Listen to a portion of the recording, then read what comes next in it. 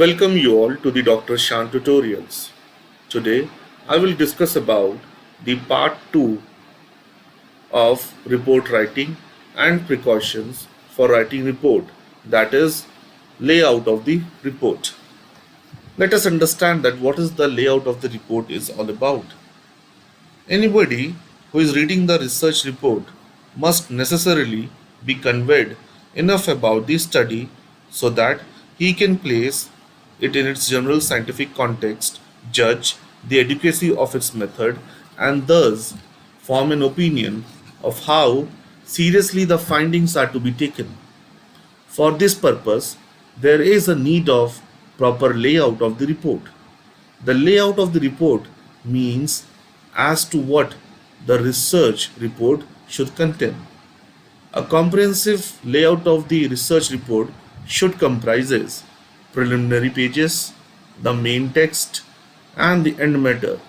Let us deal with them separately. The first is preliminary pages. In its preliminary pages, the report should carry a title and date, followed by acknowledgement in its form of preface or foreword. Then there should be a table of content, followed by list of tables and illustrations so that the decision makers or anybody interested in reading the report can easily locate the required information in the report. The second phase is the main context. The main text provide the complete outline of the research report along with all details. Title of the research study is repeated at the top of the first page of the main text and then follows the other details on pages numbered consecutively, beginning with the second page. Each main section of the report should begin on a new page. The main text of the report should have the following sections. These are: number 1, introduction; number 2, statements of finding and recommendations; number 3, the results; number 4, the implications drawn from the results; and number 5 is the summary. Let us understand all these 5 aspects of the main text in detail. Starts with introduction.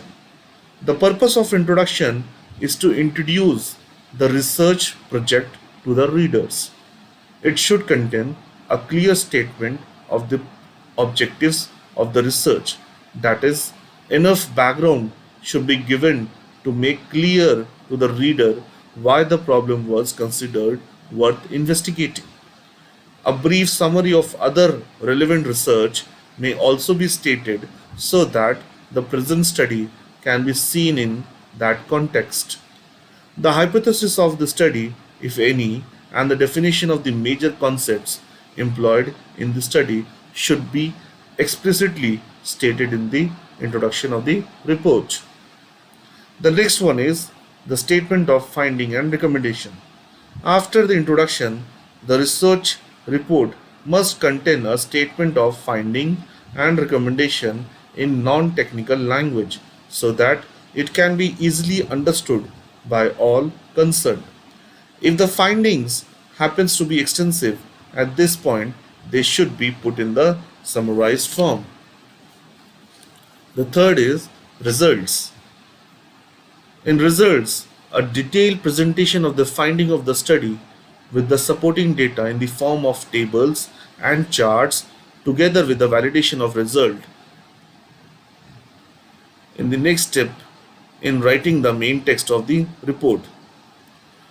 This generally comprises the main body of the report, extending over several chapters. The result section of the report should contain statistical summaries and reduction of the data rather than the raw data. All the results should be presented in logical sequence and split it into readily identifiable sections. The next is implication of the results. Towards the end of the main text, the researcher should again put down the results of his research clearly and precisely. He should state the implication that flow from the result of the study for the general reader is interested in the implication for understanding the human behavior. It is considered a good practice to finish the report with a short conclusion, which summarizes and recapitulates the main point of the study. The conclusion drawn from the study should be clearly related to the hypotheses that were stated in the introductory section. At the same time, a forecast of the probable future of the subject and an indication of the kind of research which need to be done in that particular field is useful and desirable. Now, coming to the fifth point, that is summary. It has become customary to conclude the research report with a very brief summary, resting in the brief the research problem, the methodology, the major finding, and the major conclusion drawn from the research results. Let's understand the end matter now.